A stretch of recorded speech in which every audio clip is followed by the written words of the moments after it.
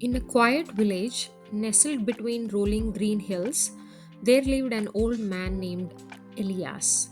He was a mystery to everybody. Though he had no apparent job, he always had enough to live comfortably. He never seemed to worry, never seemed to rush, and always had a knowing smile. People whispered about him. Some said he was once a great scholar. Others believed he had discovered a hidden treasure, but no one knew for sure. One day, a curious young man named Daniel, eager to uncover Elias' secret, approached him. Elias, he asked, how do you live so peacefully while the rest of us struggle? What is your secret? The old man chuckled. Meet me at sunrise by the river and I'll show you. Intrigued, Daniel arrived early the next morning. Elias was already there, waiting with two empty jars. He handed one to Daniel and said, fill this with water from the river. Daniel did as he was told. Where, when he returned, Elias took a handful of pebbles and dropped them into the jar.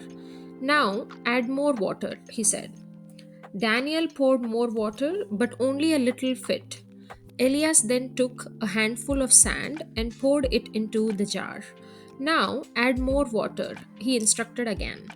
Daniel tried, but only a few drops fit. Elias smiled. This is life, my boy. The water is your time. The pebbles are important things family, health, purpose. The sand is everything else small worries, distractions, etc.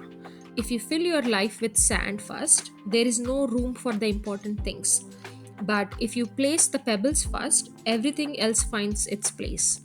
Stared at the jar, realization washing over him.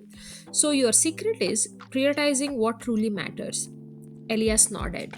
Most people chase the wrong things. I chose to fill my life with what truly matters first, and that is why I have always been at peace.